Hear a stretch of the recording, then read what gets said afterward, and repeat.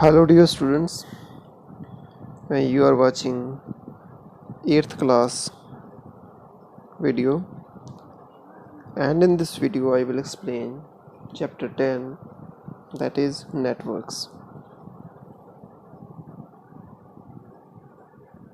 So let's begin this video. So here first we have communication. As you all know that computers and all the gadgets or smartphones, they will be useless without communication, because we have to share our data from one device to another device, and for this purpose we need a computer network, because communication is only possible with the help of a network. So you need a network for sending something or for receiving something. So communication is very important for all the devices. So communication is a process in which two people, they can share their knowledge, information, resources, or they can expertise among themselves. So in communication we have a sender. So sender is the person or the device that transmits the data, and similarly we have a receiver. So receiver is the person to whom the data is being transferred. So the effective communication occurs only if the receiver understands the information which is sent by the sender.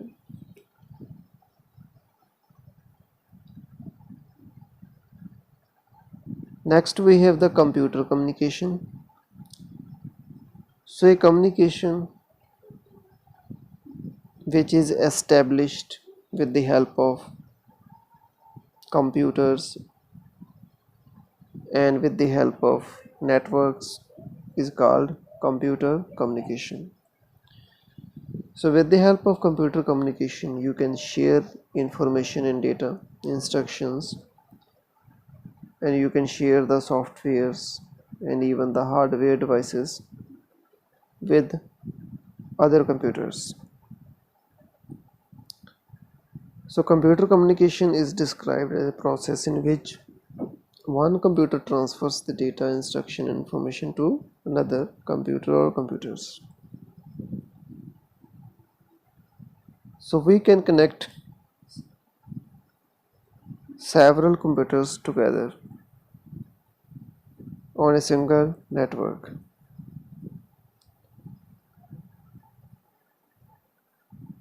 And the communication is possible with the help of cables and wires.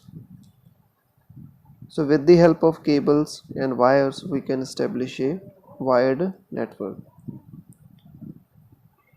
Other networks, which are called wireless networks, they transmit the data through air.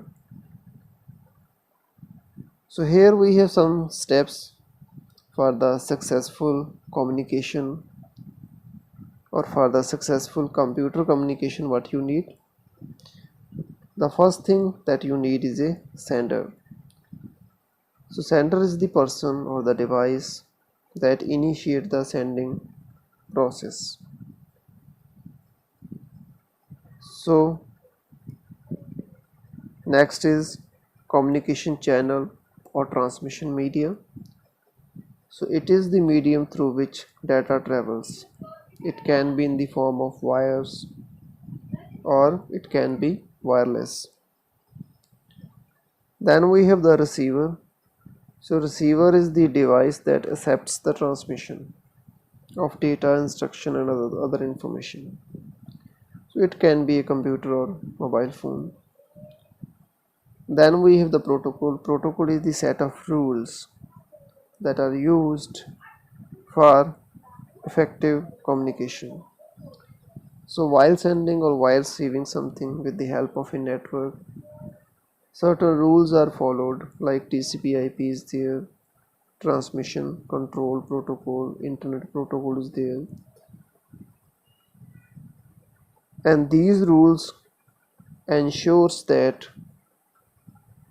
the devices can communicate effectively and the data could be sent in a proper manner.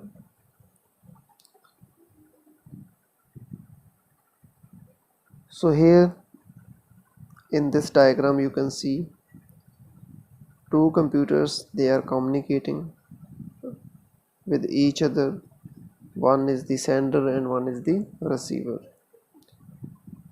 So communication channel is the path. It can be physical, which is made with the help of wires, or it can be wireless, and both the devices will follow some protocols or set of rules which are used for transmitting the data over the communication channel. Here we have computer network. So a computer network is a collection of computers and devices which are connected by a communication channel. So a network can be established for different reasons, such as for sharing something, sharing softwares, sharing hardwares, for sharing data information, and for the communication. So the computer network can be small as two computers, suppose they are connected with each other, so that is the smallest network, or it can be large, like if it is spread over different parts of a city, or it may be covering the whole world, so that is a computer network. Here we have need for a network. So what is the need of computer network? So as I already told you that if you want to share something, though hardware is there, softwares are there, data is there, you need a computer network, and without network you won't be able to share anything. For example, if you are using smartphone and you want to share a file with your friend, you can send the file with the help of Bluetooth, or you can send the file with the help of Wi-Fi transfer. So in this way you can share the information between two mobile phones, and the network that is established using Wi-Fi or using Bluetooth, that is a wireless network. Next we have data and information sharing. So this is the first use of a network, because with the help of network you can share data and information. So in a network environment means where all the computers are working over a computer network, any authorized user can use a computer to access data and information stored on other computers in the network.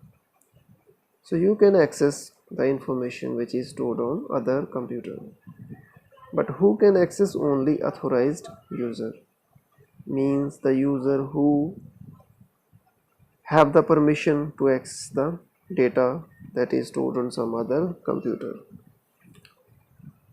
A large company, for example, might store a database of customers' information on the hard disk of the server. Any authorized person, including a mobile user using a handheld device or computer, can connect to the network and can access this database. This capability of providing access to and storage of the data information on shared storage devices is an important feature of network.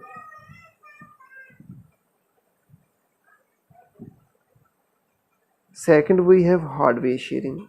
Yes, with the help of computer you can share hardware. Suppose in the computer lab 20 computers are there and you want to install a printer on all the computers. So you won't need 20 printers for that.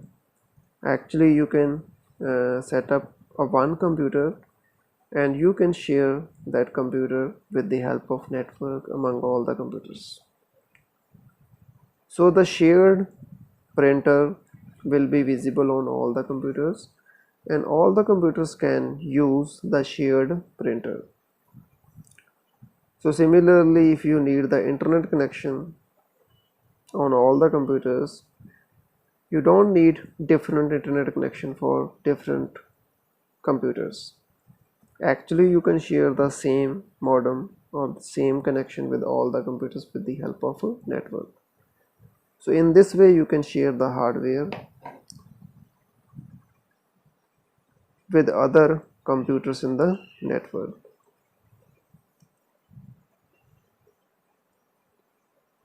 Next, you have the sharing software. Yes, you can access the software or you can open the softwares which are installed on server, and from the client computers you can use the softwares. So in this way you need not to install the separate copies of software on each computer, and actually all the softwares they are stored on the central computer and other computers they can use those software with the help of a network. Then you have the transfer of funds. With the help of network you can transfer the money from one account to another account with the help of EFT, that is the electronic funds transfer. So here you have some examples that include wire transfer, use of the credit card, debit cards, direct deposit of funds into the bank account, online banking and online bill payment. All these are transfers. Next we have the types of networks. So basically we have three type of computer network. The smallest is local area network. In short we call it LAN. Second is the metropolitan area network, which is larger than the local area network. In short we call it MAN. And then we have the wide area network, which is the largest network in the world, that is called WAN. So here we will see one by one. First we have the local area network. So the geographical area of local area network is always limited. For example, a computer network in the home, school, computer library is there, for example office building is there. It is called local area network. And the computers they are usually within the range of 100 to 300 meters from each other in the local area network.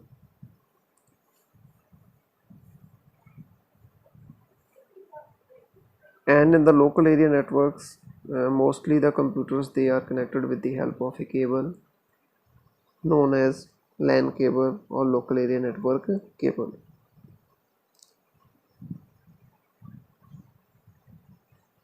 And each computer or each device on the network is called a node. And you can even establish the local area network without the cables, and such local area network is called VLAN, WLAN, and such local area network is called WLAN, that is the wireless local area network. Here we have the WAN, that is the wide area network. So the geographical area of the WAN is large than the local area network, so it may cover up entire city, region or even entire country or the whole world. For example, internet is the example of a wide area network.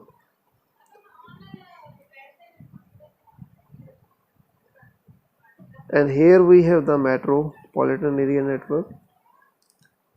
So the metropolitan area network, such as a network in the city or a town, is called MAN. So the geographical area of the MAN is larger than local area but smaller than wide area. For example, telephone companies, cable TV operators, they use MAN network to provide the network in the city. Here we have difference between the local area and wide area network. The first point is that local area is restricted to small place or limited geographical area, for example within the building or some group of buildings. But when is greater distance, it covers greater distance and operate nationwide. So next we have the speed. Here I want to tell you one thing, that if the network is small, the speed will be fast, and if the network is wide, the speed will be slow. So due to this reason, the local area network's speed is fast because computers are coupled nearby. Geographical area is less, so that's why speed is fast. But in the wide area network, because it cover up the entire city or country or even entire world, so that's why the data speed may be slow on the wide area network. Here we have another type of network that is called PAN or personal area network. So suppose you are connecting your phone or laptop at your home in your own workspace using wired or wireless technology, that is called personal area network. And such area networks are established with the help of Bluetooth or Wi-Fi technology. Here we have the CAN. CAN is the campus area network, and it is also known as corporate area network. So it is the network which is established within the campus of a college or some other type of organization. So within that organization, this network will work. That is called CAN or campus area network.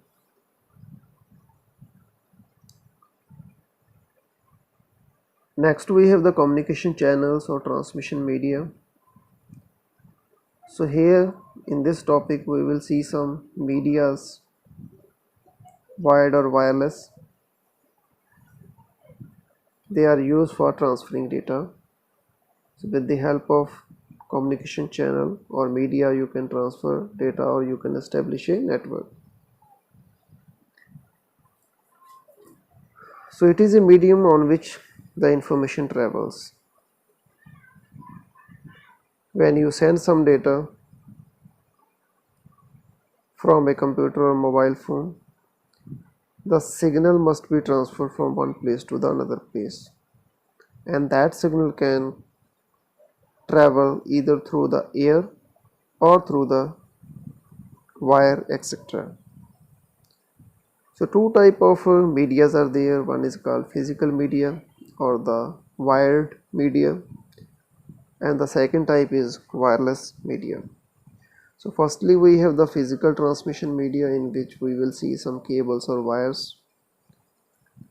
So the first wire, as you can see on the screen, is twisted pair cable. So in the twisted pair cable, a two pair of cables, they are twisted with each other,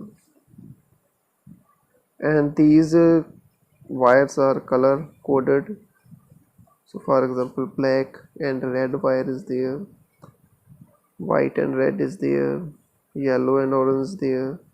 So this type of cable is called twisted pair cable, and this cable is used in the telephone line network or local area networks, that is called LAN. So for establishing the local area network, we use this LAN cable that is called twisted pair cable. Next type of physical media, we have the coaxial cable. So in the coaxial cable, a copper wire is surrounded by three layers. The first one is insulating material, second is the wire mesh, and third is plastic outer coating that protects the wire. And this cable is used for cable TV network. So the cable TV network, they provide the television network with the help of a coaxial cable. And even you have seen at your home that your dish TV setup dish is connected with the receiver with the help of this cable that is called coaxial cable. So this is the copper wire, this is the plastic, again one jacket is there, and this is the mesh second layer, and this is the plastic coating. Here we have the third type of cable that is called fiber optic cable, and this cable consists of the hundreds of thin strands or of glass or plastic that use light to transmit the signal. In other two type of cables like twisted pair and coaxial cable, the information is sent electronically. But in this fiber optic cable, the information is firstly encoded into light, and the light travels through this cable. As you know, the speed of light is fast, that's why the fiber optic cables are used for faster data transmission. And even nowadays some companies, they are using this cable for connecting mobile networks for giving better speed to the customers. For example, 4G connectivity and even 5G connectivity. For that, the towers, they are connected with the help of fiber optic cables so that the signal can transfer with much better speed. Next we have the wireless transmission media. So in the wireless transmission media, the data transfers through air only without the need of any cable. So first we have the infrared, that is IR. So infrared is a type of wireless transmission media. So home devices like remote controls and some mouse and keyboards, they use this type of network that is called infrared. Second, we have the broadcast radio. So with the help of this, a wireless transmission medium is used for distributing a radio signal over the air for long distances. And even the Bluetooth and Wi-Fi communication, they also use this broadcast radio signal. Then you have the cellular radio. So this is the wireless communication cellular radio, and this cellular radio is used for mobile communication.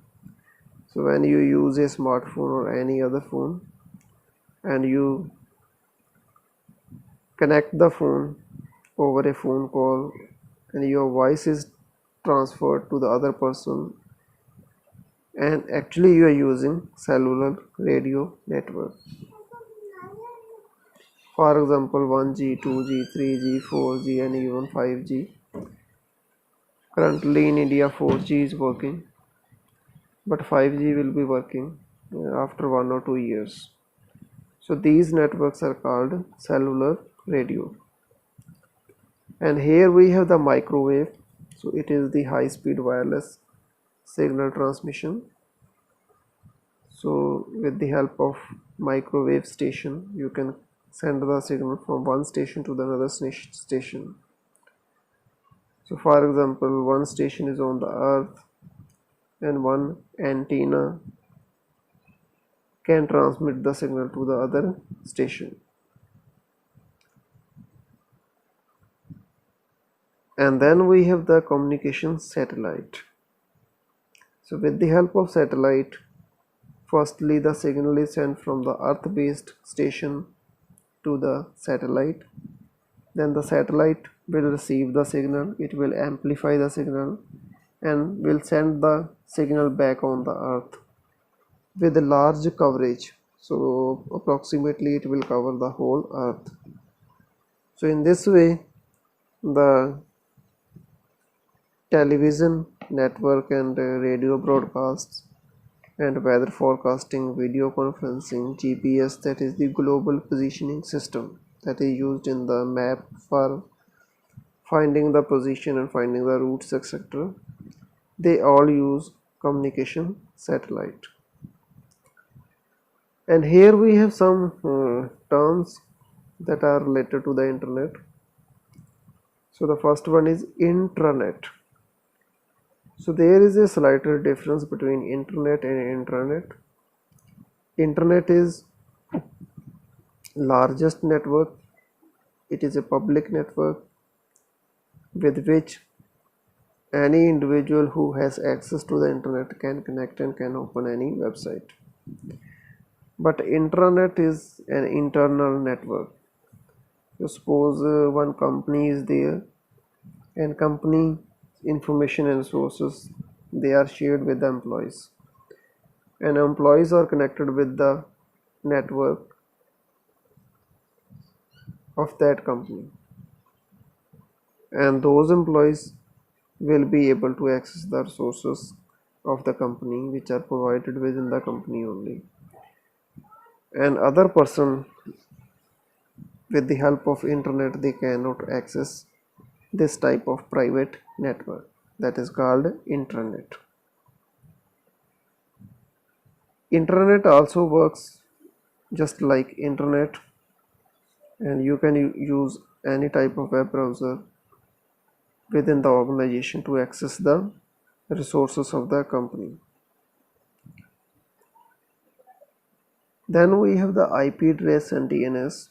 IP address is the number, it can be of 32-bit or more,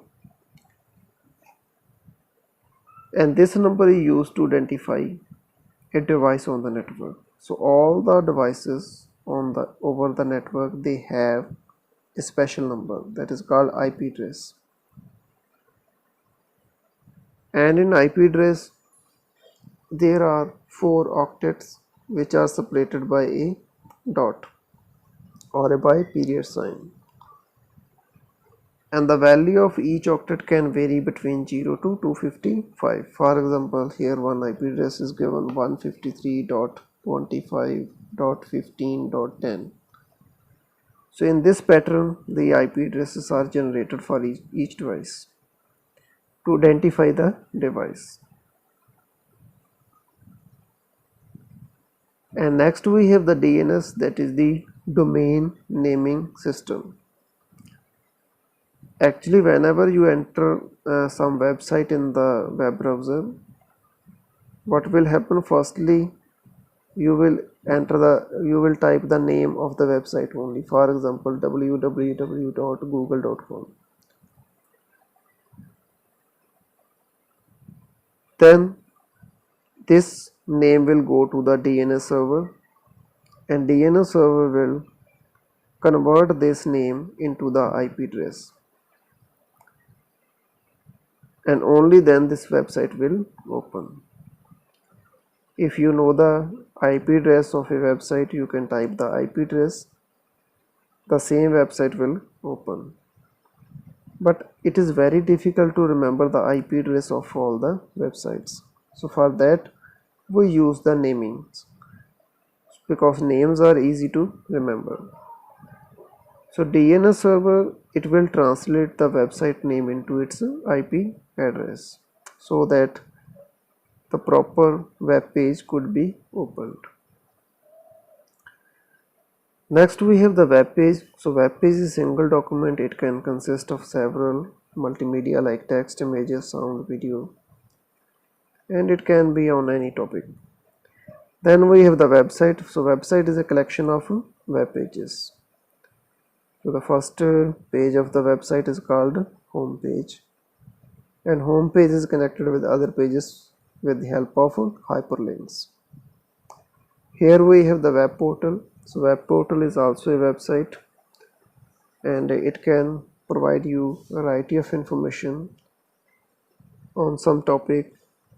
So several portals are there for free use like search engines, news, sports, weather forecasting, stock exchange ports are there, maps, shopping, email, etc. Then you have the modem. So modem is a device. With the help of modem you connect to the internet. So this device converts the analog signal into digital and digital signal into analog. So modulation and demodulation is the work of this device, because the when signal transmits over the communication channel, it should be in the analog format, and when it reaches to the device, the same signal will be converted to digital format so that computer can understand the signal. So this work is done by the modem. Two types of modem are there. One is in the form of adapter card, that is pre-installed in the motherboard, and this is called internal modem. And one modem is given by the network provider in the form of box, that is called external modem. Then we have URL. URL is the uniform resource locator. So this is the address of a website, for example www.yahoo.com, google.com, microsoft.com. All these are the URL of a web page. Here we have link.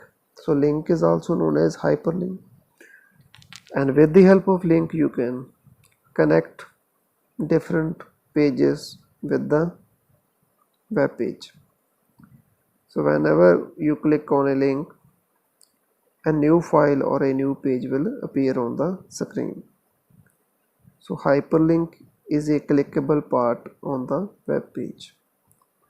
Here we have the internet service provider. So this is a company that provide access to the internet for monthly fees. Like different companies are there. Tata Indicom is there, MTNL, BSNL, Airtel, then Dishnet is there, Reliance Jio is there, IDEA is there. So all these are internet service providers. Next we have hub. So hub is the central devices that can share a network with other devices. So through one port it will receive the signal, and through all other ports it can transmit the signal to other devices. So for sharing something we use hub. Next you have the switch. So switch is the central point for all the cables on a network. So all the cables, they meet with the help of a switch, and switch has many directions for forwarding the data to one or more destination. So if one device wants to send the data to other device, so switch will decide through which path the data will be sent to the particular device. Next we have the router. So router is also a communication device that send the data to the correct destination. So it will send the data through a process called routing. Next we have the gateway. Gateway is actually used where two different types of networks, they connect with each other. So suppose two networks, they use different protocols, but they want to share some information, and then gateway will be used for converting the information from one protocol into another protocol. Then we have bandwidth. So bandwidth is the strength of the communication channel. It is the amount of data that can travel over a communication channel. So for example, it is measured in kbps, kilobits per second, or mbps, megabits per second, or even gbps, gigabits per second. So it is the speed of communication channel.